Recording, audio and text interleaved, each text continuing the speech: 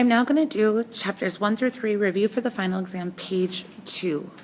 I'm not going to do number 11 because that's similar to 9 and 10, but I am going to do number 12. If you look at number 12, it's negative 8 is less than or equal to 3x plus 1, which is less than or equal to 10. I need to solve for x. Okay? That means I need to get rid of this plus 1 and this right here. Let me just highlight it. Oopsie, that didn't work. I need to get rid of the plus 1 and the multiplication of 3. I'm going to get rid of the plus 1 first by subtracting 1 to one side. And what we do to one side, we have to do to the other and to the other. Okay, so now I have negative 9 is less than or equal to 3x, which is less than or equal to 9. Now what I'm going to do, let me just change my color for my next step, is I'm going to divide by 3 because I need to get x by itself. What I do to one side, I have to do to the other and to the other. I now have negative 3 is less than or equal to x, which is less than or equal to 3. Now I need to graph it. I'm going to plot negative 3, plot 3. I'm going to have closed circles. I'm going to test this point here. 0 is 0 greater than negative 3, but less than 3. It is, that's true, and we shade in between. Number 13 then is also another compound inequality. It's just different because it has the word or. Oops. Or, let me go to the next page for that one.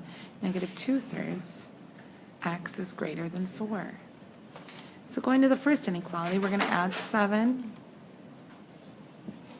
We have 2x is greater than or equal to negative 2.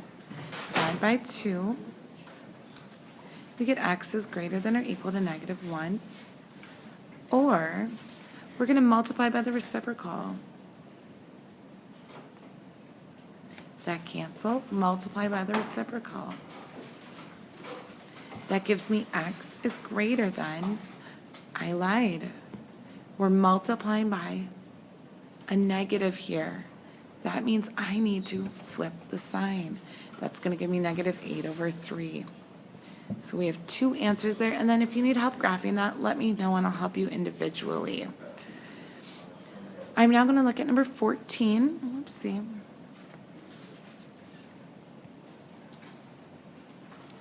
14 is the absolute value of negative 4 minus r is greater than 5. I'm going to break this up into 2 just like I did on my other ones. I'm going to say negative 4 minus r is greater than 5. And then negative 4 minus r is less than negative 5. Please note how I switched the sign there when I multiplied by, when I changed that 5 to a negative. I'm going to then take what I have, negative 4 minus r is greater than 5, and negative 4 minus r is less than negative 5. And I'm going to solve for r by adding 4, adding 4. I now have negative r is greater than 9.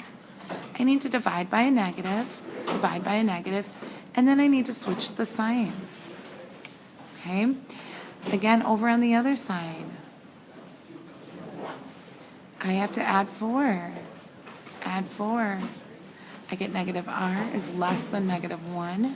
Divide by a negative, divide by a negative. I'm going to flip the sign again. R is greater than positive 1. I know I'm going to graph that. Negative 9 here. Open circle. R is less than negative 9. We'll say negative 8, negative 7, negative 6, negative 5, negative 4, negative 3, negative 2, negative 1, 0, 1. It's right there. Open circle and shade to the right. And I'm done with number 14. Number 15, you have 2 summer jobs. In the first job, you make $200 each week. In the second job, you earn $8.50 per hour and can work as many hours as you want. You want to earn exactly 302 per week.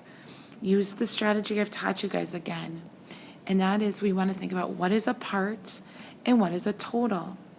When you look at $302 per week, that's your total amount of money you want to make per week. $200 is part of what you make each week. Plus, you also have $850 per hour, and where we set X is equal to the hours you work. We now solve for X there. It says, what does the variable represent? That's your hours.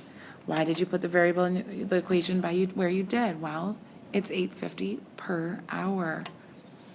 Final answer, I'll let you solve that on your own. I'm now done with page 2 of the chapters 1 through 3 final exam.